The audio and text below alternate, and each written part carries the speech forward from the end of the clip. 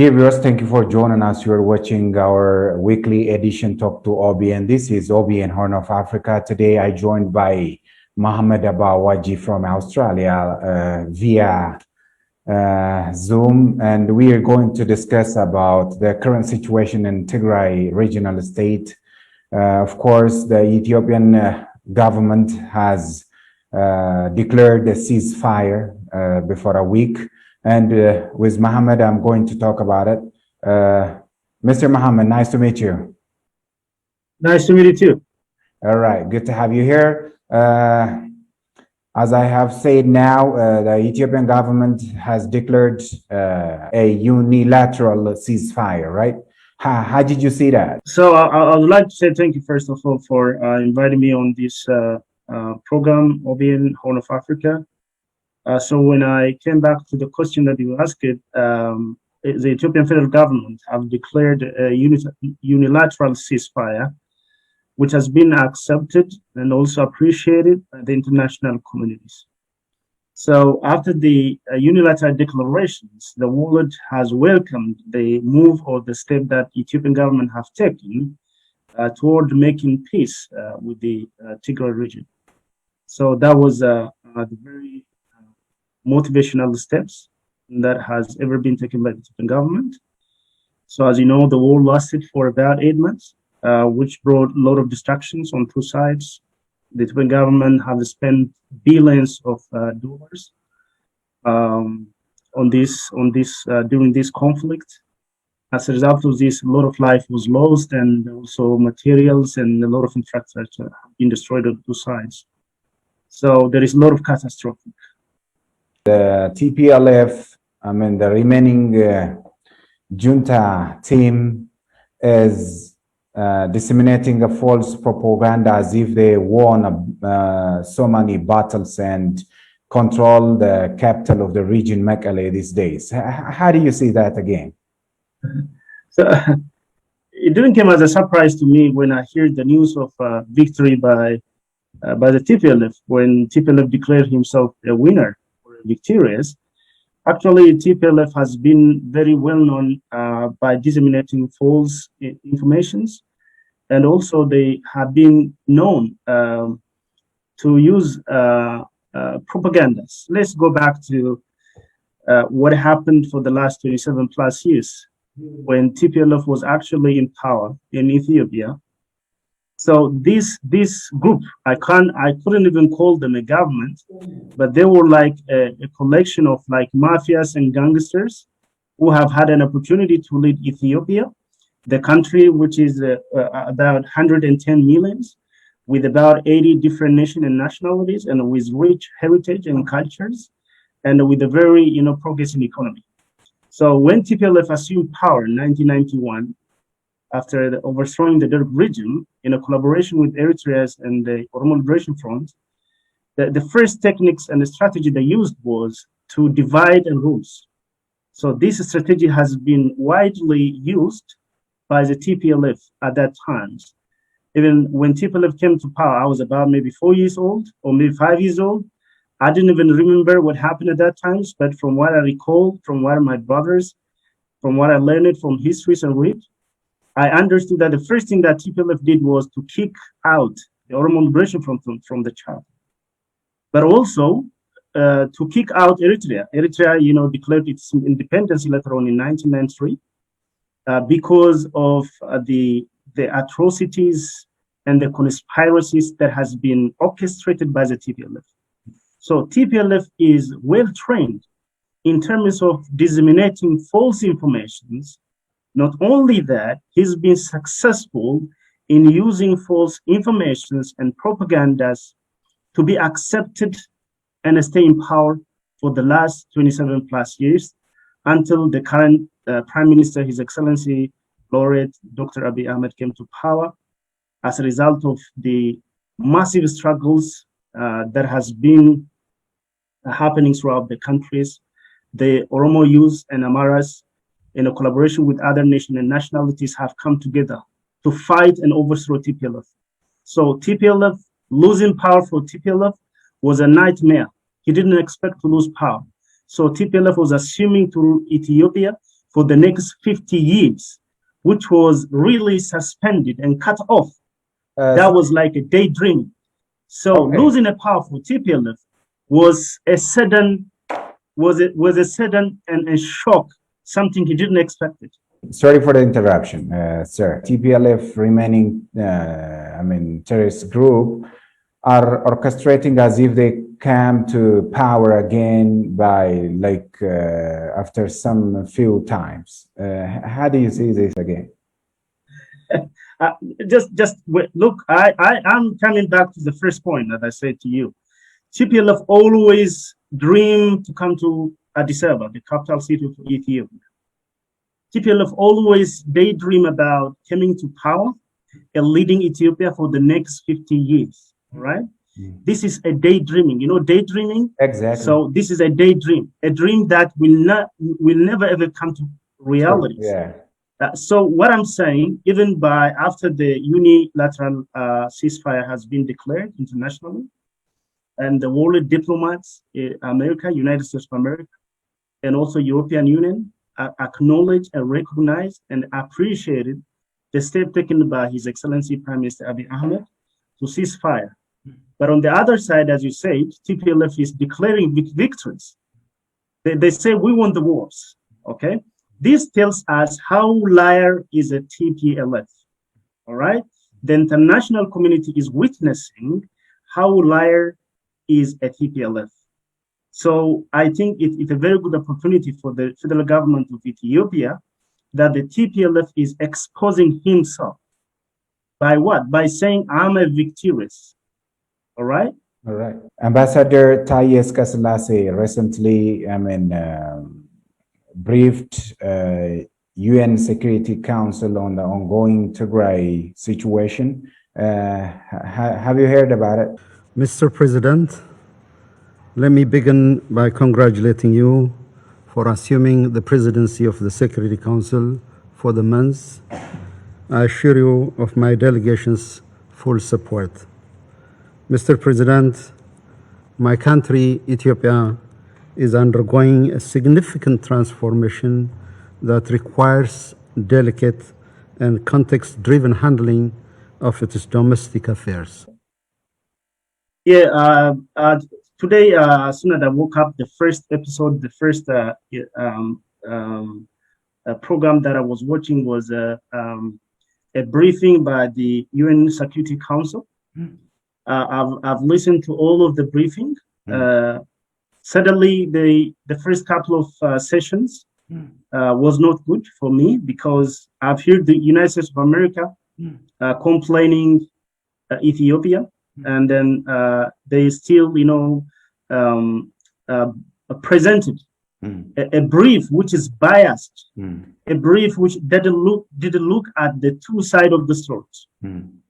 So they presented everything that has been sent to them by the foreign donors and aid workers in Tigray region. So as I told you, the United States of America was the first country who stepped up to say no to the federal Ethiopian government, was trying to decline the informations and steps taken by the federal government, and also supporting the TPLF and acknowledging what they have done, and then intensifying and also exaggerating what happened in Tigray regions.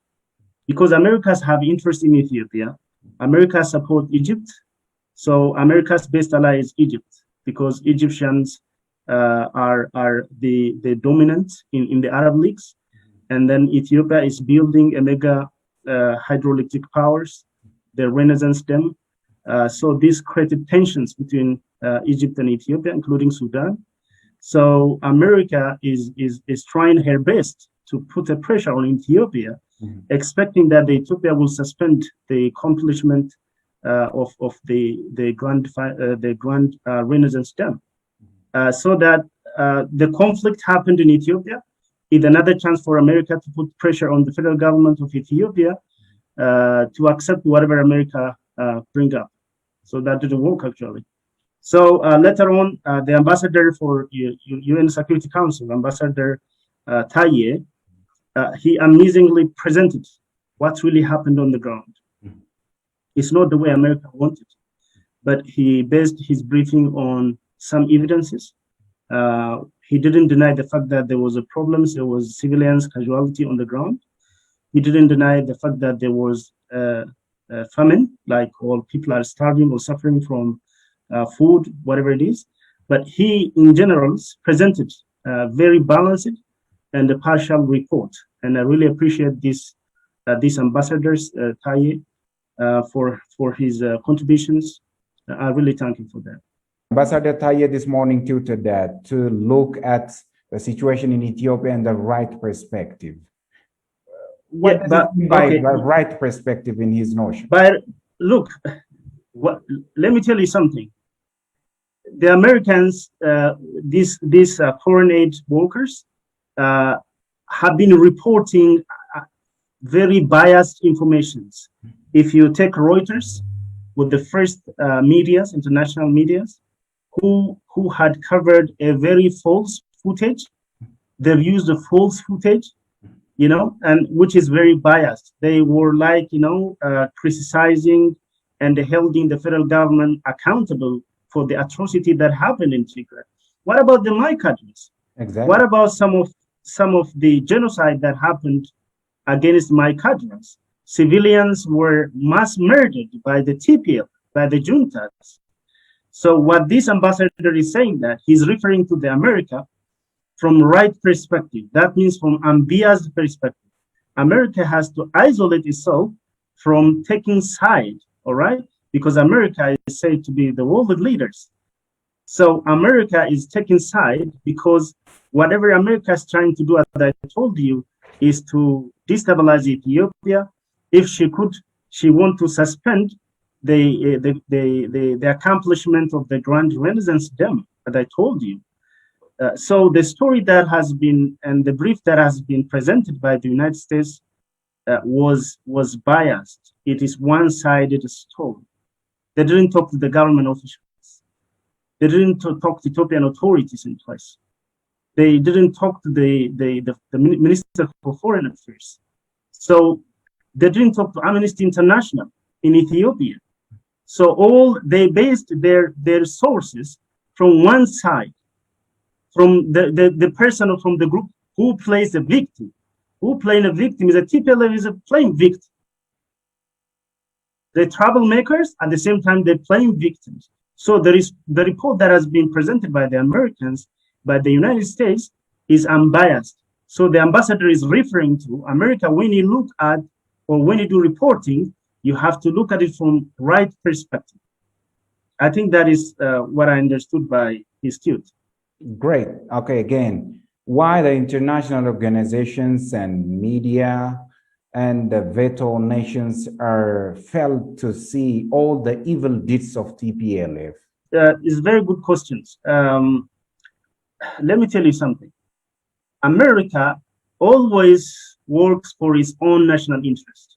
They don't care about your existence. They don't care about human rights violations. All they do care about, whether what happened in the world or on the other side of the world, it really does matter for the interest of the Americans.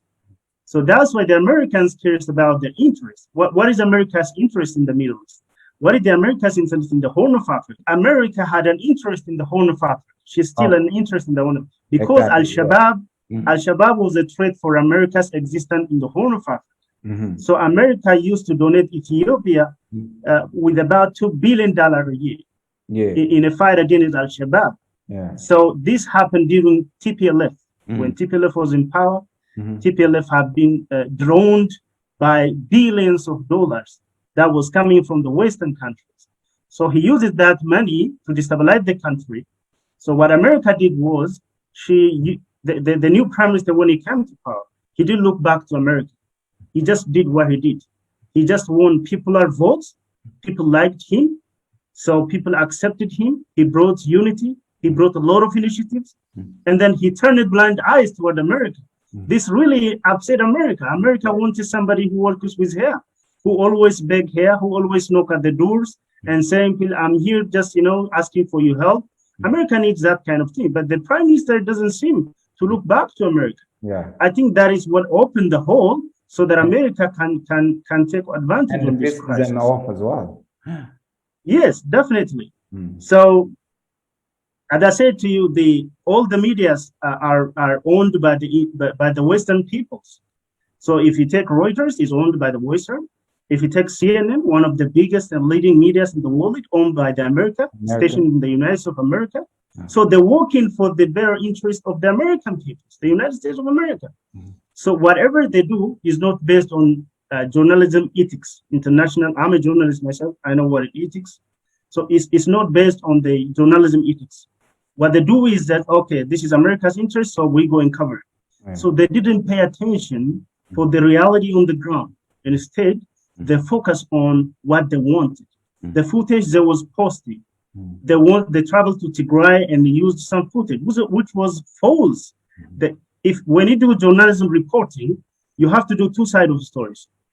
You have to go and speak to the civilians, the victims, and you have to go and interview the officials, the governments, if they understand what happens on the ground. So your reporting has to be from two sides of stories. But when it comes to what Reuters did, what CNN did, it didn't meet these criteria. So they turned blind eyes to the federal government. They don't want to come to Addis Ababa. They don't want to travel to Oromia regions and cover the reality on the ground. Appreciate it. Okay, another question. Do you think this unilateral ceasefire is timely?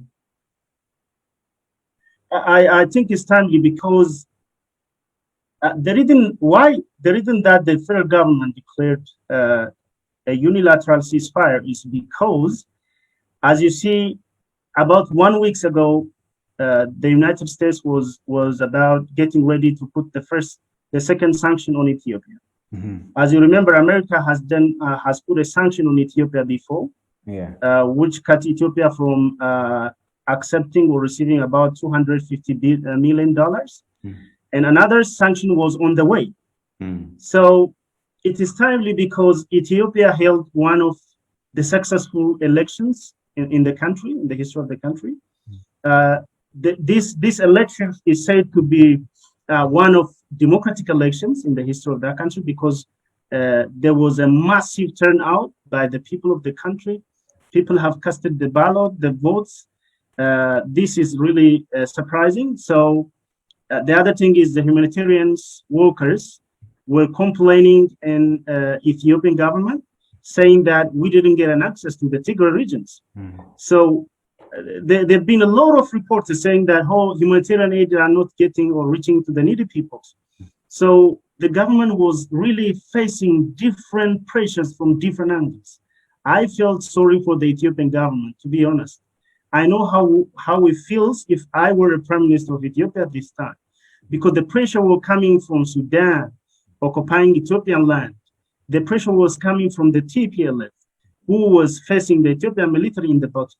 The pressure was coming from United States of America, who is trying to do everything he possibly could to put a pressure on Ethiopia. So with these very tightened situations, it was very brilliant and well-minded decisions by the federal government of Ethiopia to declare a unilateral ceasefire. The prime minister really need to be appreciated for this kind of initiatives. Appreciate it again. Okay, another question. Before 2 days, the TPLF, remaining terrorist group again destroyed big Takaze bridge. If these people, are fighting for liberating its people, how dare they could destroy an infrastructure? Does it sound really? I was posting a writing on my Facebook saying that TPLF was complaining and blaming the federal government for the war in Tigray. So they were asking the international community to cease fire with the federal government and also to stop firing on each other. But now, when the war is over, when the ceasefire is declared internationally, the world welcomed it, the world accepted it as something very much interesting to make peace. This is the first step to make peace in the country. But after the federal troops left the Tigray regions, what the junta or the TPLF did was to really destroy some infrastructures. By destroying this infrastructure, for example, as you said, the Tekeze Bridge, one of the biggest bridges in the region, which was used to transport foods and aids to the Tigray regions, from Amara region to the Tigray regions, has been very badly destroyed.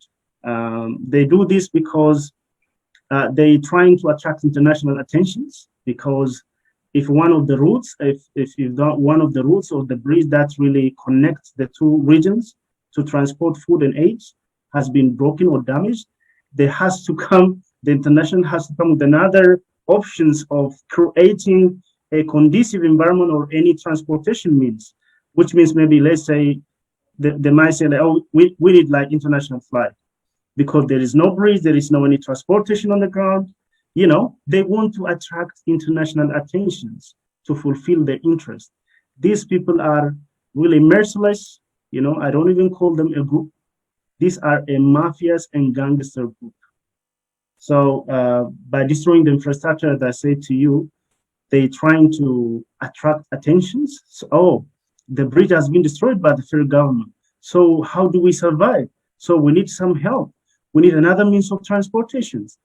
But the Ethiopian government need to take this seriously, and everything, if it has to be transported, has to go through the Ethiopian border checkpoint or Eritrean border checkpoint. These days, China, Russia, India, and other countries are showing a cooperation with the federal government.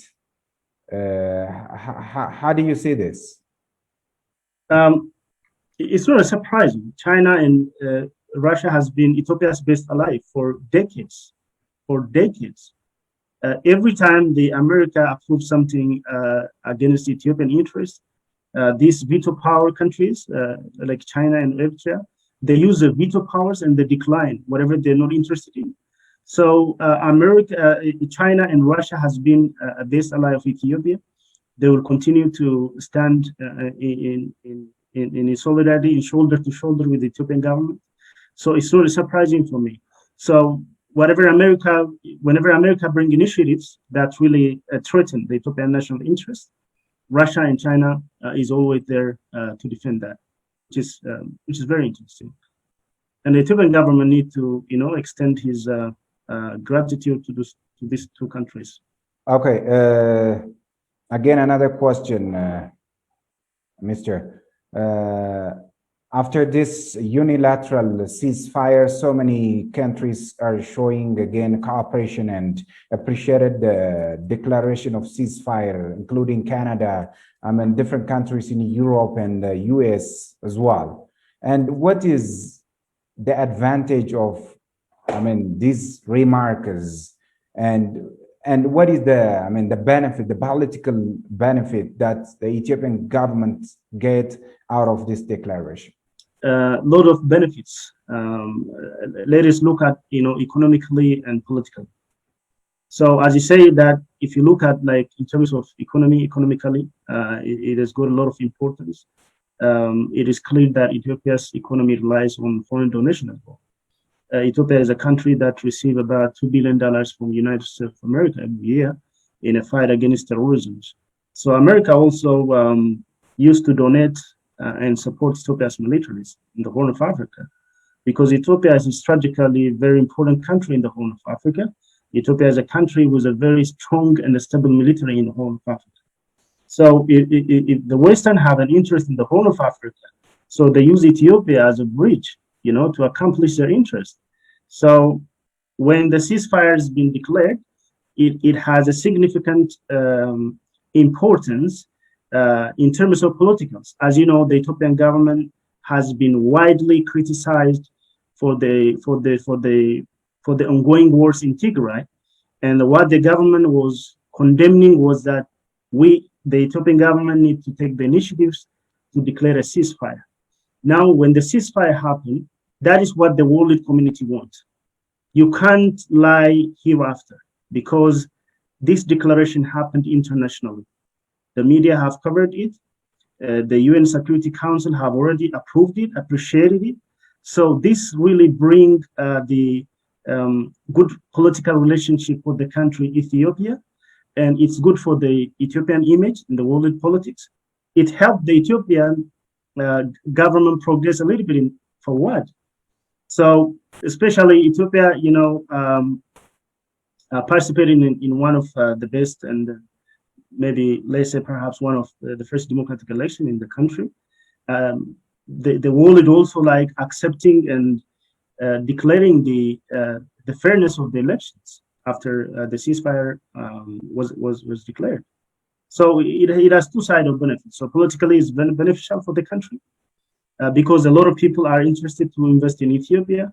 There is what we call diplomatic relations. So all these diplomats are very much happy when there is a peace. The Ethiopian door is open for all of them. So it has significant benefit on two sides. Okay, great. What will be the fate of TPLF now onwards, though? I told you, let me put it this way. TPLF has no any chance. Wiped out, you mean? There is no any chance of any, like, a pinches of chances of TPLF coming back to power and lead Ethiopia as they did before. That's number one. The second one, TPLF did a great mistake in his life, because when the federal government attempted to do negotiation with them, they declined. They declined the peace talks and negotiations that was presented by the federal government. Now they went into war. It wasn't in the best interest of the Ethiopian federal government to launch a war on TPLF. It was the TPLF who triggered a war, so that Ethiopian government involved in the wars, the war that he didn't plan. The Ethiopian government spent $2 billion in this war. So the TPLF on the other side have an issue, border issue with Eritreans. So I can consider TPLF as a sandwich, like a burger. Mm-hmm. So on this side, they are not peaceful with the neighboring Amaras, with the neighboring Ethiopians. On the other side, they're not peaceful with the Eritrean brothers. So the fate of TPLF is a hell. There's no any fate. The chance has gone already. So I don't know, whatever he tries, but it's not going to work. Okay, thank you, Mr. Mohammed, for your insight and scholarly analysis on the ongoing situation in Tigray regional state. Have a wonderful time. Bye-bye. Thank you for having me. I appreciate it. All right. Dear viewers, this brings you the end of our edition for today. Have a wonderful time. Bye-bye.